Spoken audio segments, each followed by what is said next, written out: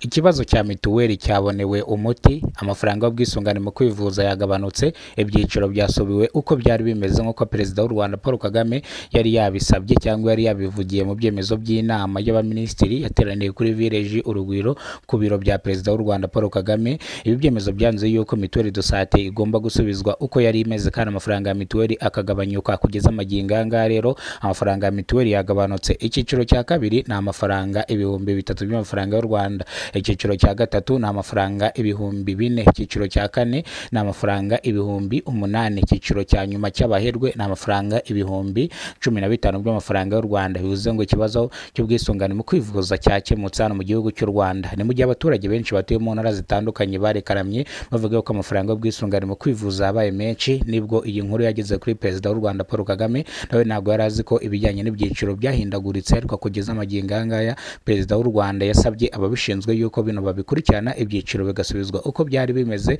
Nimba ari amafaranga kubera ko ibintu mwino minsi byahenze burize, ariko batagize ute badahindaguye ibyiciro. Nk'umuntu ari mu cyiciro cya kabiri atanga ibihumbi 3 ngo yisange mu cyiciro azajya atanga ibihumbi 20. Bino Perezida w'u Rwanda Paul Kagame nibyo yanze, nibyo yasabye ibyemezo by'inama y'abaminisitiri, abayobozi bashinzwe ibijyanye n'ubwisungane mu kwivuza ko ibi ngibi byakemuka kandi bikakosorwa.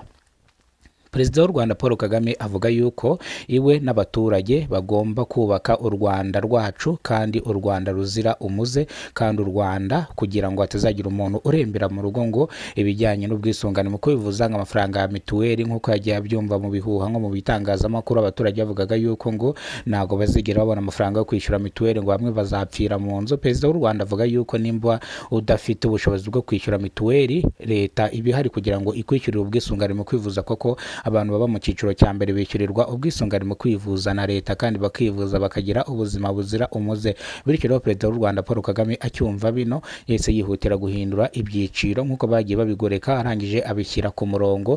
Rero iri tangazo rije nonanga nk'abanyarwanda murasabwa kuryumva kandi mukarimenya. Bivuze ngo nimero bwo bwa mbere ugeze kuno muyoboro, kora subscribe, ufungure inzogera kugira ngo uzajye umenya byinshi dukora. Iyi ni incamake y'amakuru, bivuze ngo tugiye kurambura amakuru mu buryo burambuye.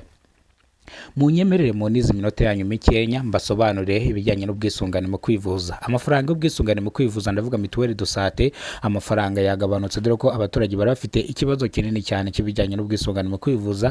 Bavuga yuko amafaranga atazigera aboneka. Mituweli itangira gutangwa mu kwezi kwa 8 no mu kwezi kwa 7 baka kugera mu kwezi kwa 10 no kwa 9. Mituweli de sante ziba ziri gutangwa, ariko nyamukuru bitangira mu kwezi kwa 7. Bivuze ngo byakosotse no munsi kugira ngo abishyura mituweli umwaka tugiye kwinjiramo wundi abatangire bishyure nta nkomyi bafite. Bivuze ngo rero ubu ngubu nawe wakwishyura ubwisungane mu kwivuza. Bino byatangajwe nibirakirwa mu buryo cyangwa nibiratangira gukorwa, ariko bivuze ngo byatangajwe bigiye kujya mu buryo, kandi iyo bino byatangajwe bivuze ngo nk'ubu ngubu ugiye gukosoza icyiciro byakunda. Nkuko nababwiye ngo ibijyanye no gukosoza ibyiciro nzabamenyesha. Nimba risanze mu cyiciro kitari cyo, urihutira ku kagari bagushyira muri system, nyaboneka ibi byiciro mubashe kubihindura, kubera ko Perezida w'u Rwanda Paul Kagame yavuze ko ibyiciro bigomba gusubira uko byari bimeze. Nimba ari ibyuriye bikurira, ariko ibyiciro byarasubiye uko byari bimeze. Udafite ubushobozi akishyurwa, abari nkunganire ya leta yishyurira abantu badafite ubushobozi. Bivuze ngo rero nibyo byatangajwe mu byemezo by'inama y'abaminisitiri. Abaturage batuye mu turere dutandukanye tugize igihugu cyacu cy'u Rwanda bamwe bagiye bagaragaza imbogamizi yuko ngo batazigera babona amafaranga y'ubwisungane mu kwivuza, ngo bityo rero ngo bazapfira mu rugo. Iyi nkuru yageze kuri Perezida w'u Rwanda Paul Kagame avuga ko nta muturage n'umwe ateze guhomba kubera ngo imiti yuriye ngo ibijyanye n'ubwisungane mu kwivuza. Avuze ko buri muntu wese azajya avurwa, ibindi bigakurikiranwa nyuma ariko yavuwe. Mu karere ka Karongi hari umugore wigize gupfa atwite. Perezida w'u Rwanda arabimenya, ararakara, abaza meya nawe w'akarere ka avuga yuko nawe atabizi.